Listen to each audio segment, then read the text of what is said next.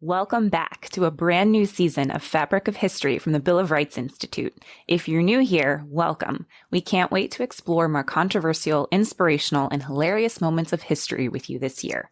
From how the Cold War propelled espionage to an unheard of level, to why the backdrop of Gilded Age New York City was a perfect setup for corrupt politician Boss Tweed, and what exactly early American pubs had to do with free speech and more. Join me, Mary. Me, Gary. And me, Eryn. Every 2 weeks this spring.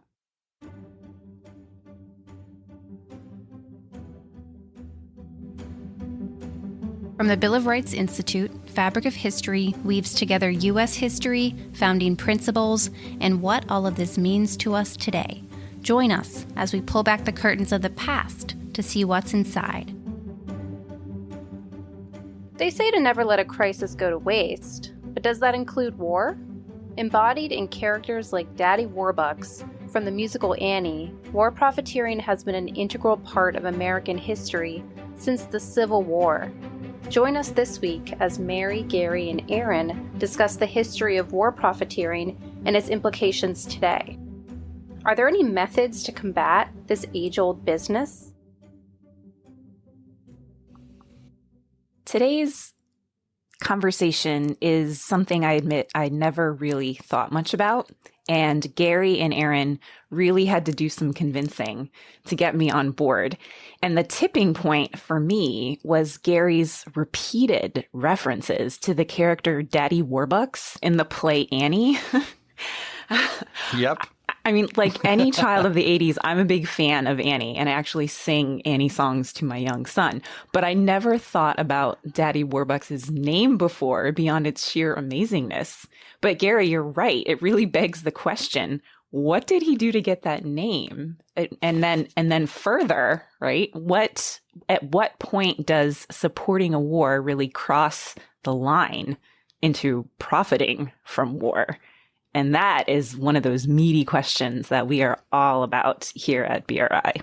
Mary, I'm with you there. I remember watching Annie as a child and didn't think about, again, like you said, how he made his money and the background of his wealth. Yeah, there's great power in pop culture references that are rooted in history. And it's just an example, and I think it's a stepping stone to the bigger idea of war profiteering. And at the time it's created, the story, has a lot to do with what's going on in the world, what's in people's memory. And so, I think the way that pop culture can surface a concept like war profiteering that is part of, studying history is significant. Well, and also what's funny is you're talking about pop cultures. We are surrounded by a lot of pop culture references to war profiteering, but never really took the time to kind of dive into it and discern what it really means. Well, then buckle up, everybody. That's what podcasts are for. Let's dive into it. War profiteering is one of those things that seems really straightforward on the surface. Even the words themselves, right? Profiting from a war is basically what it sounds like. But the more you dive into this, the more complex it becomes. Yeah, absolutely. It raises the question of a profit implies some kind of economic system. And it also seems to imply that when talked about it, that's individuals and organizations, right? Governments who are declaring the wars or have armies that go into the wars, they to some degree produce, of course. But then there has in history been a need to reach out or to engage with private individuals and private organizations to boost the effort for the pure, just even focusing on just the pure building materials, right? The weaponry, the vehicles, all the things that go into that. So now it expands outward in terms of, all right, when talking about war, do we specifically mean like during the course of the war?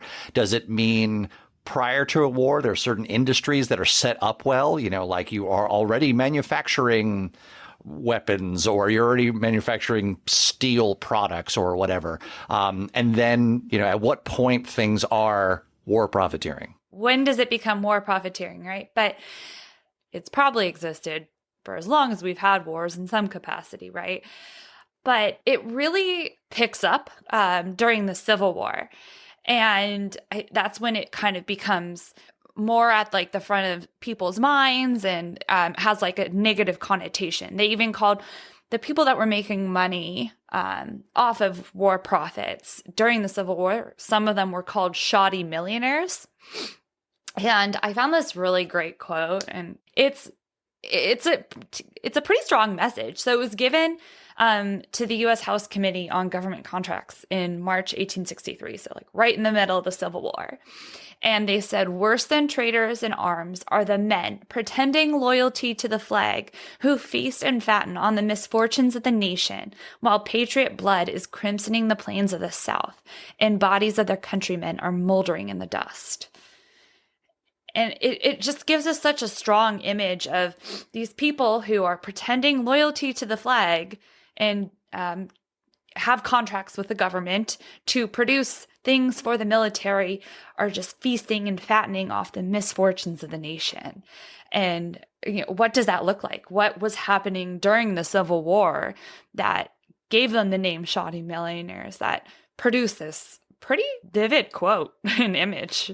So in looking back on history, is our conversation about, is our focus here, or our conversation about war profiteering, altered or enhanced, or does it have something to do with industrialization? I think, well, two things. I have to say first that I never knew the word shoddy came from the Civil War, and I think that's super interesting. It's just sort of this like scraps glued together to make shoes, and it's shoddy, it's crappy. So now I'm going to use that word. So there's that. Secondly, I think to your question, Gary, I think, as Eryn said, war profiteering has been around for a long time, but it's really with the Civil War that I think it jumps up a notch.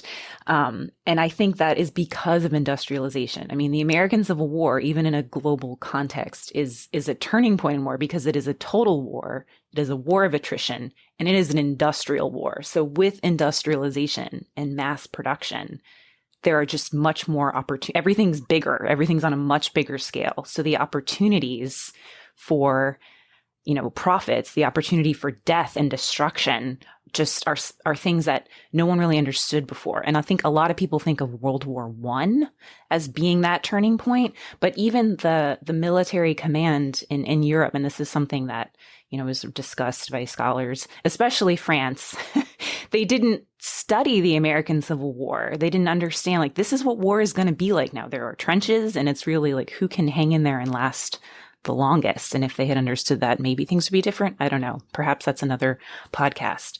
But just industrialization, as I said before, it's bigger. You need more things. You've got way more people fighting. Everybody's involved in the war effort in some way because they have to be. So the opportunity to make a profit is going to be taken to the next level.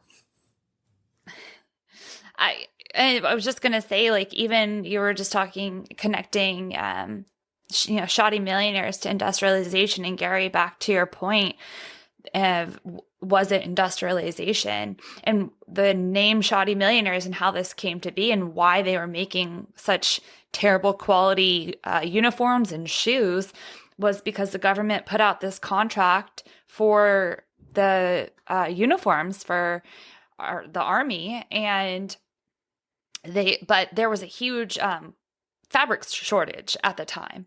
And so a lot of companies were like, are you really going to be able to manufacture at this level this many uniforms? And Brooks Brothers came forward and said, yeah, we can do it. Sign this contract.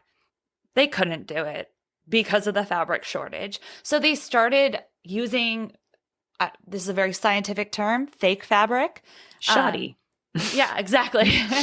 And and like Mary was saying, making shoes out of cardboard, which did not last very long and rain and mud. And so it's this interesting confluence of, like, you have this industrialization, but then you also have this fabric shortage. But I think it was all definitely working together in terms of, who was making a profit, how. So that's just my opinion. I think it kind of all coalesced together. So just to break it down, wars are happening throughout history. At the Civil War, there is a change what sounds like volume. It sounds like there are so many people fighting in this and so many people involved in this that a pre-existing army sort of that has all the materials it needs just isn't the case. So now an opportunity comes in for individuals and organizations to supply these materials. And it sounds like somewhat quickly, in many cases, or in the case you just talked about, that there was, in order to meet the demand, the materials were of lower quality. So it sounds like then that even though they were of lower quality, there still was money to be made for supplying these things. And I think your point, well, both of your points about the inevitability of war is an interesting one, that one learned from the Civil War. Okay, these things are big now. You can't put the toothpaste back in the tube, which also probably is around the right time period. And I don't think the first time we've used that analogy of this. So knowing that at some point another war is going to happen. Mary, you mentioned World War I. There's time in between to say, well, we've learned that two things have changed. One, we live in an industrialized world. And two, to prepare for another war, there is the need to create and develop materials for a war. What do you think the impacts of that are? That's a big question, Gary. Gary is the big question guy. Hey, it's a conversation. It's fun. Why don't we take a quick break and then we can come back and think about World War I.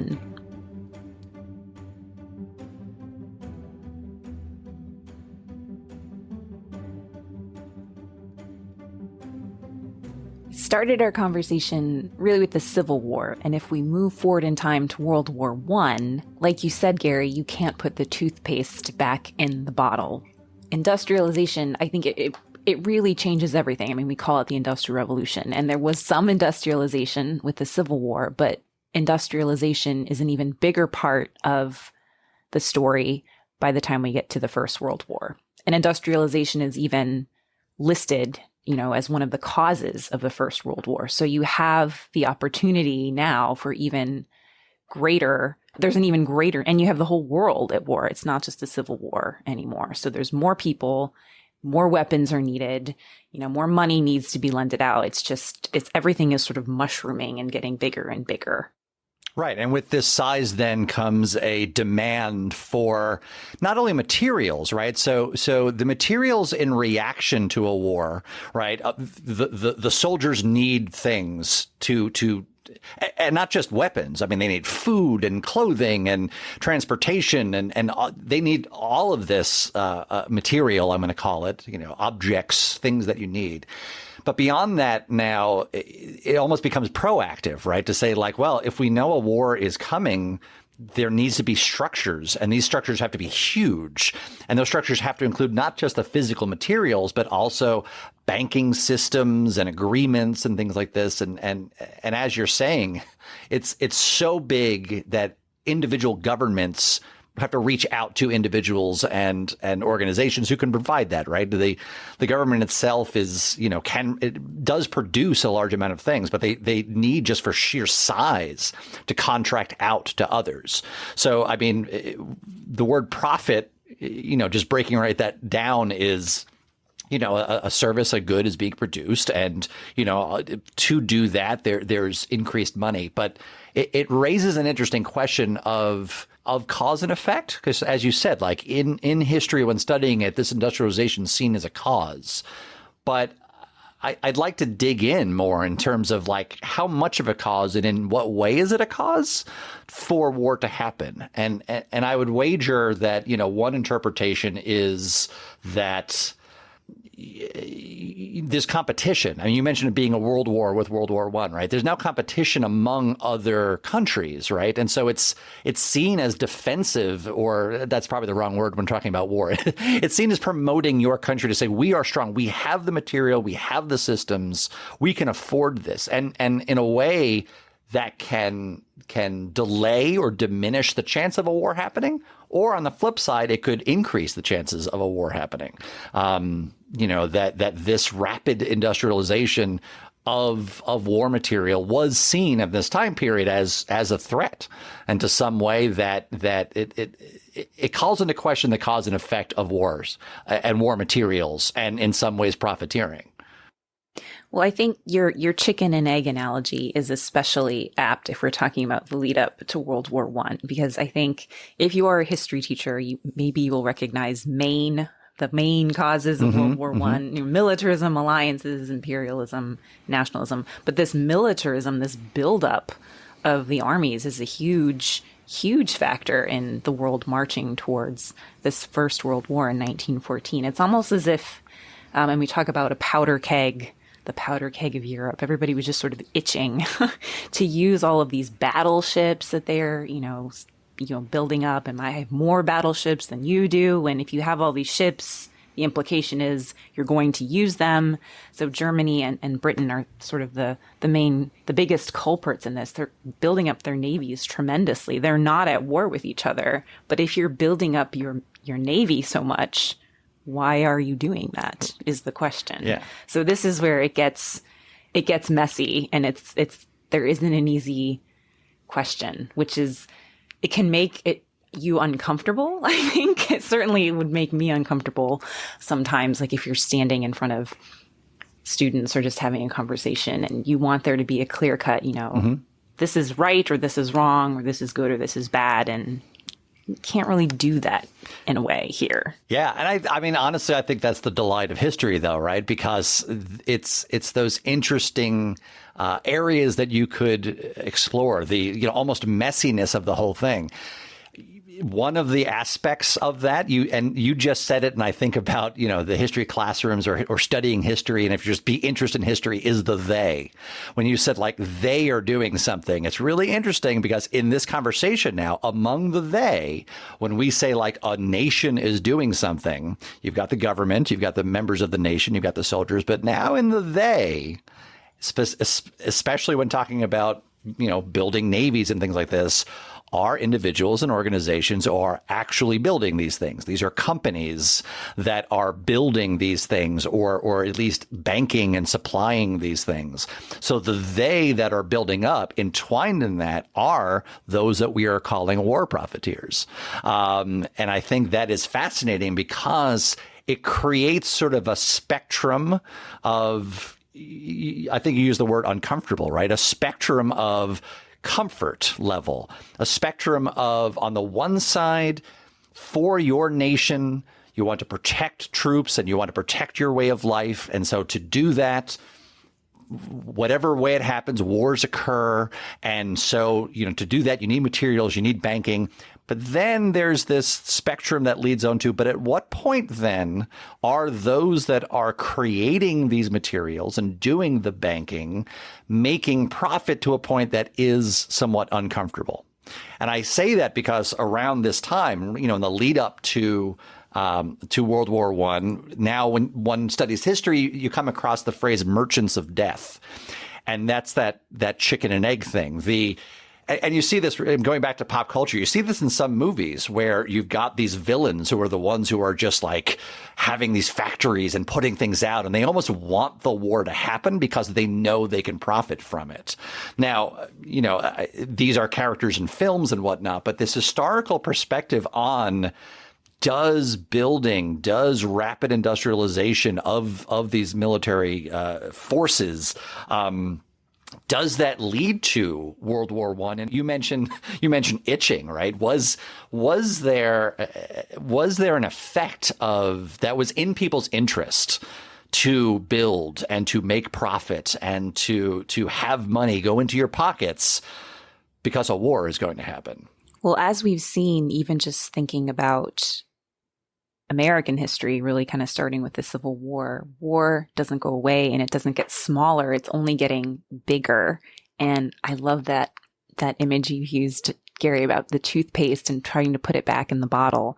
With this industrialization and this world war, you have all these big questions about profiting from war and merchants from death. And we're going to have a second world war, within a generation of the First World War, and it's going to be even bigger, and all of these questions are going to come back again.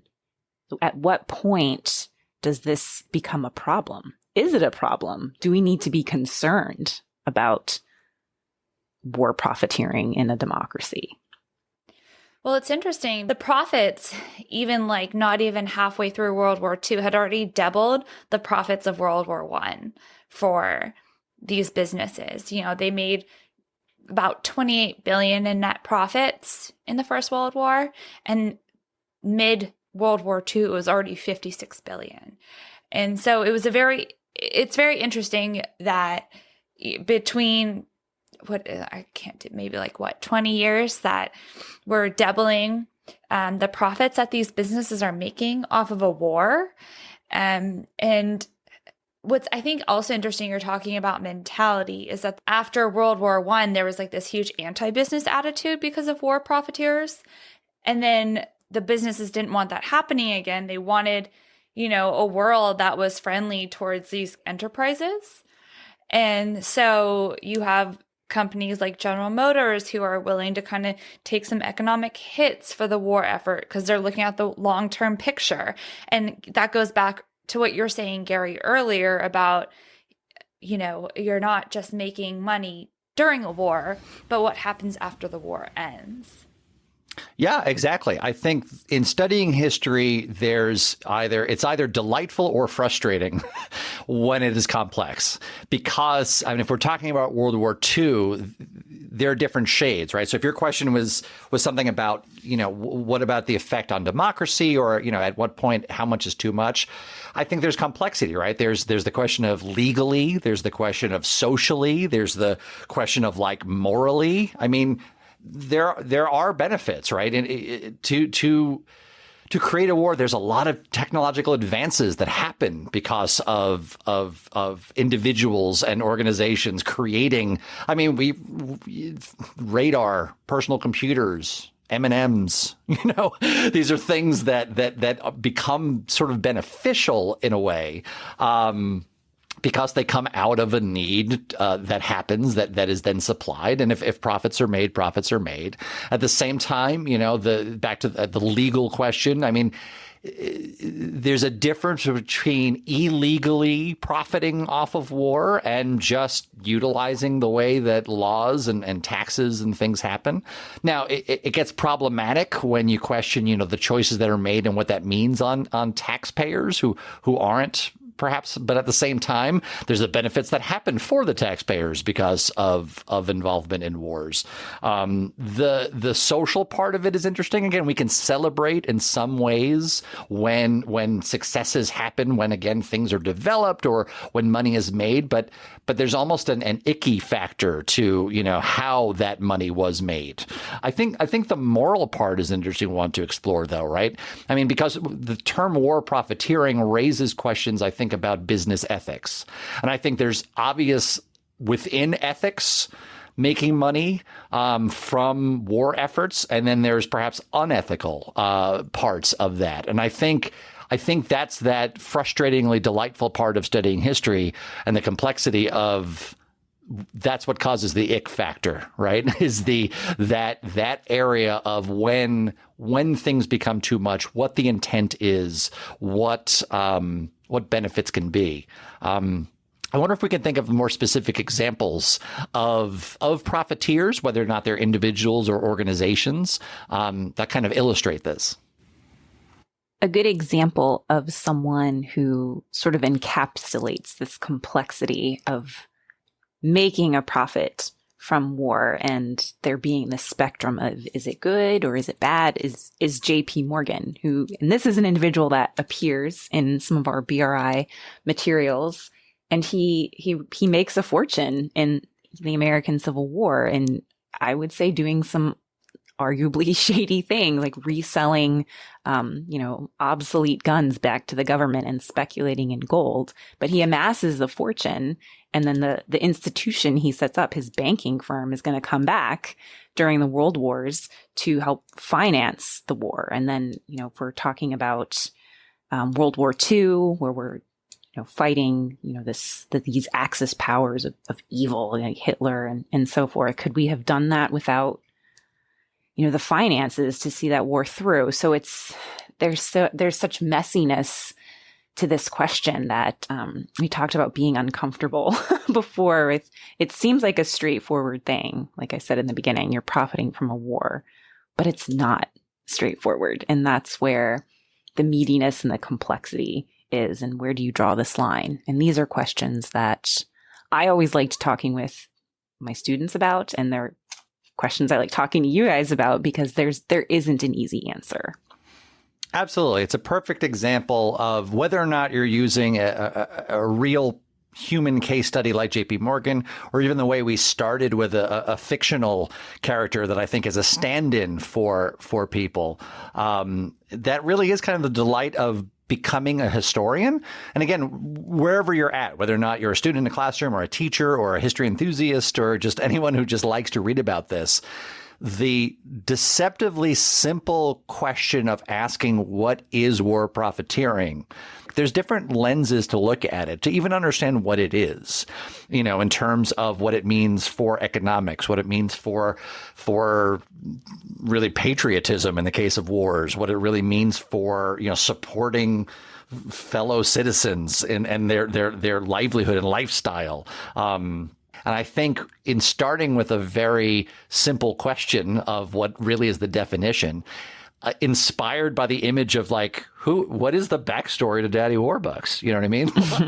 Again, a fictional character, but there's enough of a complexity there that he has a backstory, that he somehow got that money. And it's actually all laid out there. And as a matter of fact, he's even in 2007, he was ranked as one of the wealthiest fictional characters, because there's enough of a complexity to our understanding of this. And so I think what I'm getting at is to embrace the delight of looking at history by saying it's not making it simpler, but actually making it more complex. But that's the fun.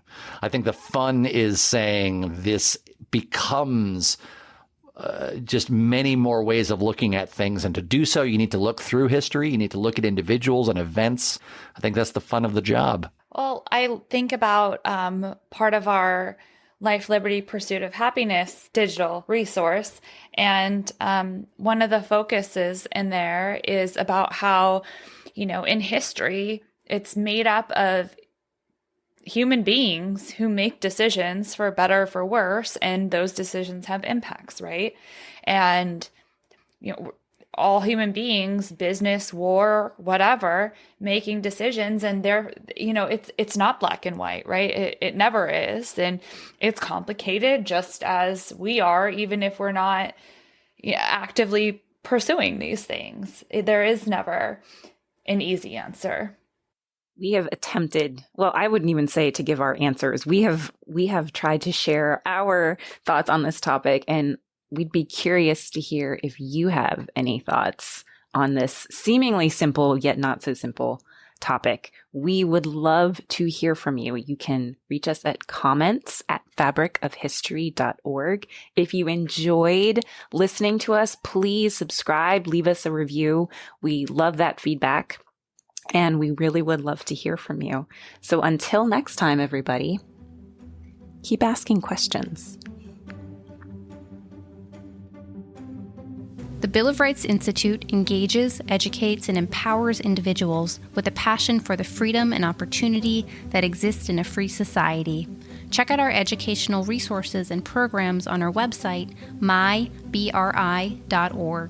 Any questions or suggestions for future episodes?